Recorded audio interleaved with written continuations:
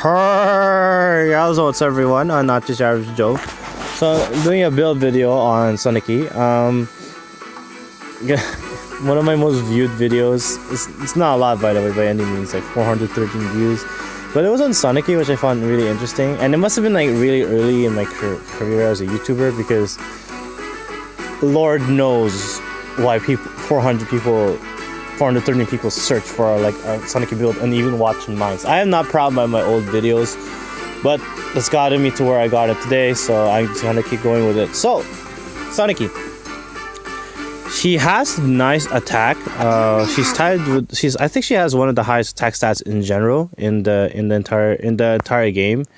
I think her base speed is 26, and her base defense is 17, and her base resistance is 34. Mine is minus resistance plus speed. Now, me personally, I like this IV. I actually think it's one of the better ones because her resistance is really high, and with the triangle of death, it kind of mitigates the minus stat of her resistance. And you mostly want her to take out green and colorless units anyway. So most colorless units, like most healers, will do almost 0 to her. So that's just something to keep in mind. I personally prefer using her, and she's an excellent. She can take green and colorless hits very, very well. The occasional red hit, but she's not really meant to take a lot of those.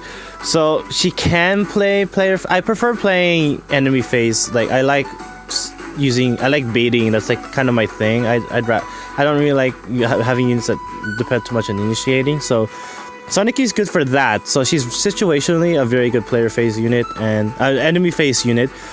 But she's also a good player face unit because of her high attack. Like, she can one-shot a majority of the archers. I think the only one she doesn't really, Bravelyn, Niles, and Ness, because of the cancel affinity. Those are the only three that really bother her, right? I pair her with Julia, and it's almost like, it's so perfect. Almost so perfect if Julia was a little faster, like a Nino. Julia's tanky as well, so she's excellent player face unit, and she covers up basically all the weaknesses that Sanaki would have, which is basically all the blue units. And then I have Azura as a dancer, and she's also my red tone killer, because that's my only weakness, but I just plug in an archer sometimes. And I got my perfect team. So all my Raw Raven sets are gonna be the same. This is gonna be the same as my Leon. Raw Raven plus drawback. I prefer drawback personally because she can't take a lot of hits, so reposition is not as good. And well, actually, reposition might be better. I just realized that because I want her to attack. I just realized that now. I have Astra. I prefer Glacius sometimes because Glacius at least is a set amount. I think it's 25. So I know she's adding that onto the damage that she's going to do. But Astra, like, I've killed blue units with the Glacius, but Astra is not going to be as helpful because 1 times 1.5 is not, it's 2. Maybe they'll round it to 2, it's not much, but against colorless units, it's a heck of a lot of damage. So that's just something to consider. And Astra's 4-turn cooldown skill, and so is Glacius. I tried Moonbow. I wasn't really a fan of it, and I'm gonna get to the reason why I use longer cooldowns anyway.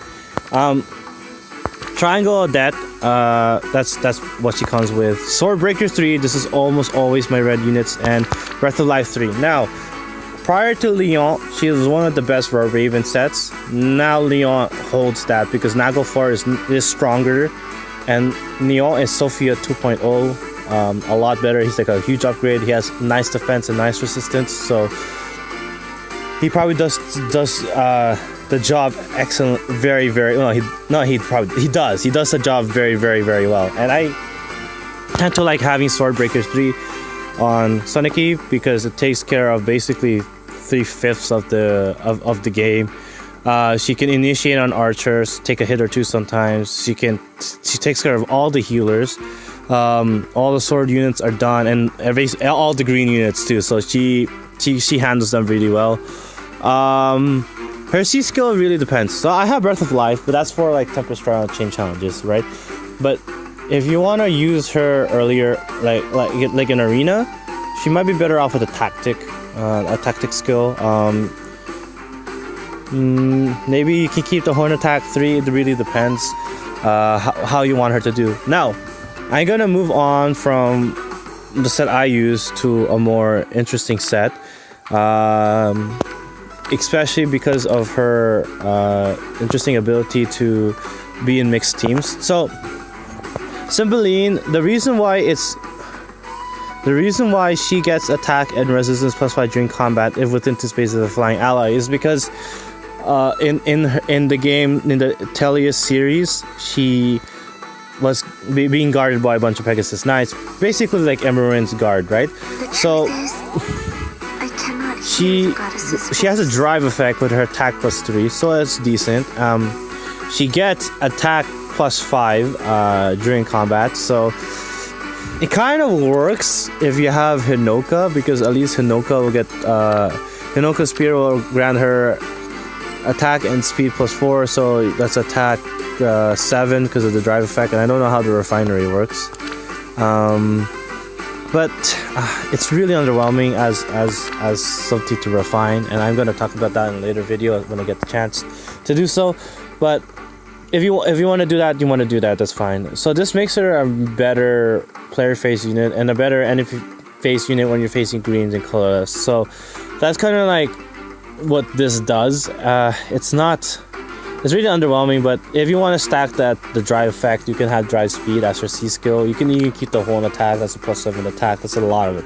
That's a lot of damage. I mean, give that to a Crown with Death Blow with Brave Sword, you never know what's gonna happen. So yeah, that's kind of like my conclusion. I prefer using her as this, even though she's probably not the best user of it anymore. It's probably going to Leon.